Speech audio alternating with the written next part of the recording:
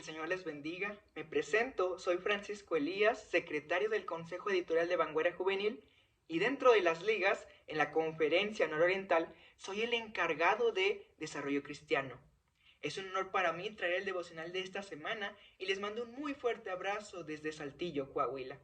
Y de esta manera les invito a que me acompañen a la epístola del apóstol San Pablo a los Efesios en el capítulo número 1. Y vamos a estar estudiando la porción de los versos del 1 al 14. Y podemos ver a una simple vista, con una simple lectura, que esta porción se divide en dos. Los versos del 1 al 2 con la salutación o este saludo que el apóstol Pablo da a la iglesia en Éfeso. Y los versos del 3 al 14 que hablan acerca de las bendiciones espirituales que tenemos en Cristo.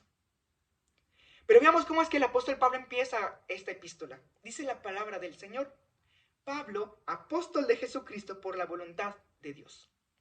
Pablo empieza presentándose por su nombre, Pablo, pero añade apóstol de Jesucristo. Apóstol significa mensajero y sirvió como un título para designar a aquellas personas que fueron testigos oculares de Cristo resucitado y a su vez que fueron escogidos por Dios para poner los cimientos de su iglesia. Luego vemos que esta epístola estaba dirigida a los santos y fieles en Cristo Jesús que están en Éfeso. Nuestra pastora nacional mencionó en el devocional de la semana pasada, el cual si no has visto te invito a ver, que esta era una epístola circular. Era una epístola que el apóstol buscaba que no solamente se leyera en la iglesia de Éfeso, sino que en las demás iglesias de la región. Y ahorita vamos a regresar a santos y fieles. Y el verso número 2 dice, gracia y paz. Gracia y paz era un saludo común, un saludo cotidiano en la iglesia primitiva que el apóstol Pablo utilizaba en sus cartas. Luego vemos que a partir del 3 hasta el 14 están las bendiciones espirituales en Cristo. Y podemos subdividir esta porción en tres. La primera de ellas como el plan divino de salvación. Y el versículo número 3 empieza diciendo, bendito sea el Dios y Padre de nuestro Señor Jesucristo. Bendito se deriva del griego eulogia, que significa alabar o elogiar. Pablo alaba a Dios al bendecirnos con toda bendición espiritual. Sí, espiritual. O sea, no era una bendición material, una bendición física, sino espiritual. Algo eterno, algo que no tenía fin, algo sin límite, que nos ha dado en Cristo. Y lo vemos a través del versículo del 4 al 8. Él nos escogió para que seamos santos y sin mancha. ¿Pero cómo hizo esto? Bueno, porque en amor Él nos ha hecho hijos suyos a través de la adopción que tenemos en Cristo Jesús, solamente por el afecto de su voluntad. Y es muy importante hacer una puntualización aquí. La adopción en la antigua Grecia era una cuestión cultural de mucha importancia, de gran relevancia. El hijo adoptado no era menos o inferior que un hijo de sangre, sino que eran tratados de una manera similar, iguales por así decirlo.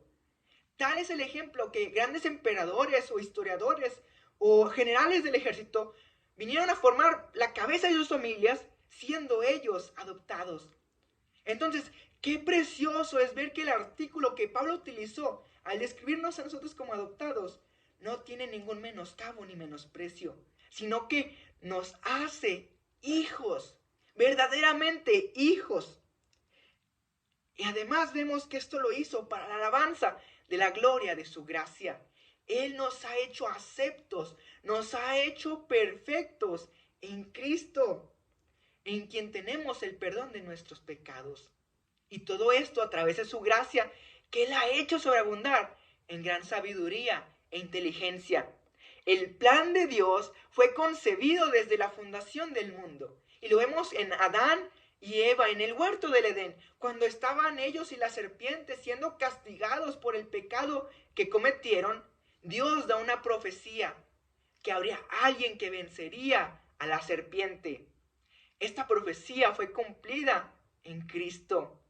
En su muerte y en su resurrección, hoy tenemos vida eterna y no somos más presos del pecado.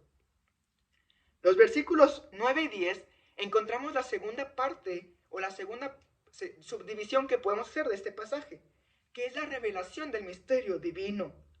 Dios nos ha dado a conocer su voluntad. Y esta es de reunir todas las cosas en Cristo, que cuando se llegue el tiempo, todo quede unificado bajo el señorío completo de Jesucristo. Y los versos del 11 al 14, vemos que se habla de la herencia espiritual de los santos.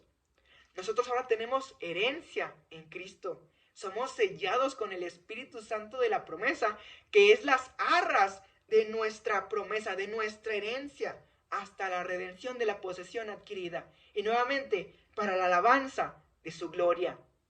Herederos. Podemos comparar este pasaje con lo que dice el apóstol San Pablo en Romanos 8, en que si hijos herederos, y si herederos, entonces somos coherederos con Cristo.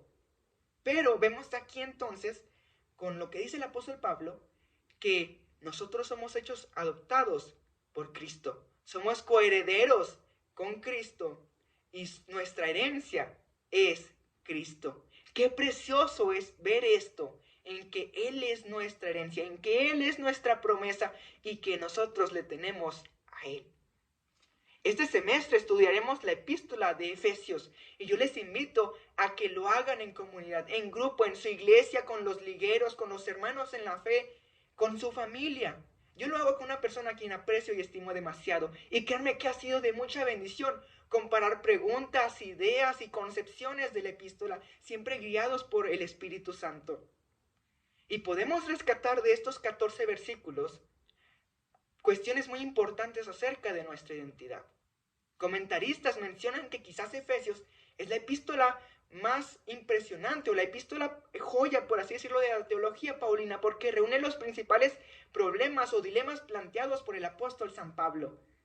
Y podemos ver en estos 14 versículos temas muy importantes acerca de nuestra identidad. Nosotros somos santos y escogidos por Dios. Nosotros somos hijos adoptados por Dios. Nosotros tenemos herencia en Dios. Y el Espíritu Santo es el que nos sella.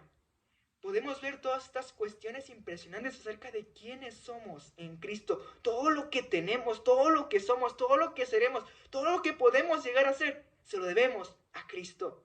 Y por ello no podemos hacer más que alabar su gloria, su gracia, todas las benignidades que Él muestra para con nosotros, en que siendo aún pecadores, Cristo murió por nuestros pecados. Me gustaría concluir resaltando el punto de que somos hechos hijos de Dios. Todo esto a través de Cristo Jesús. Que el Señor les bendiga.